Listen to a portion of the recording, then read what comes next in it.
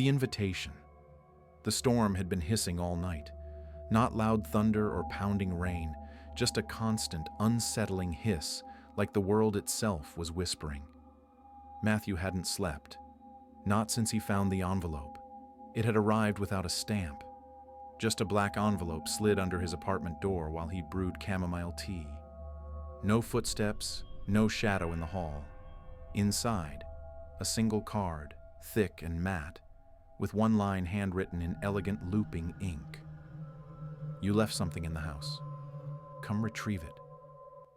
He stared at it for hours. What house? He hadn't moved in years, and something about the handwriting made his skin feel like a wrinkled page. Familiar but wrong, like a version of his own. Now, with dawn still refusing to rise, Matthew stood outside a gate he didn't remember walking to. It looked like a place from a memory he didn't want. The kind of house that always feels too quiet. Victorian, rotting in the corners, every window an unblinking eye. No lights, no mailbox, just a leaning sign nailed into the dead garden fence. Hollow Hurst. He didn't know that name, or at least he didn't think he did, but his hand reached for the iron gate anyway. The metal was warm. That struck him wrong. It had been raining all night. The gate opened by itself.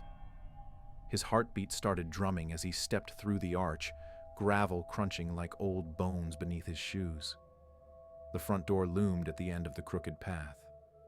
Carved symbols lined the frame, circles inside circles, and something like an eye crossed out. He should have turned around. Instead, he knocked. The door creaked open slowly, as if it had been expecting him. And from the darkness inside, something whispered, "Welcome home." Threshold. Matthew froze at the threshold. The voice had been low, calm, but impossible to trace. It didn't echo like it should have in the bare hallway beyond. It simply was. Like it had always existed, just waiting for him to listen. He leaned forward. The air inside smelled stale, like books left in basements and wood turned to mulch.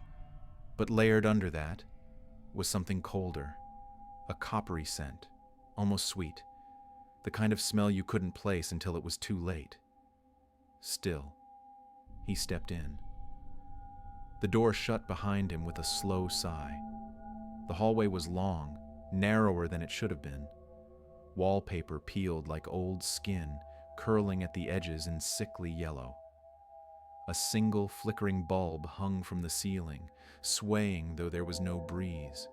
The floor creaked with every careful step, yet the house itself seemed to hold its breath. To his left, a hallway stretched into darkness. To his right, stairs spiraled up.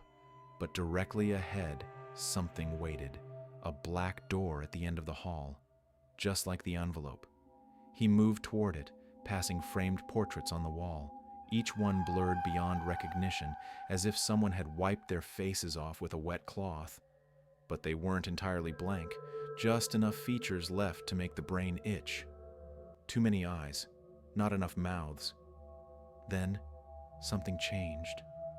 One of the pictures moved. He stopped, stared. The woman in the frame, if it was a woman, had her head slightly turned now, just a fraction. Her eyes, milky white, focused directly on him. He blinked. She blinked back.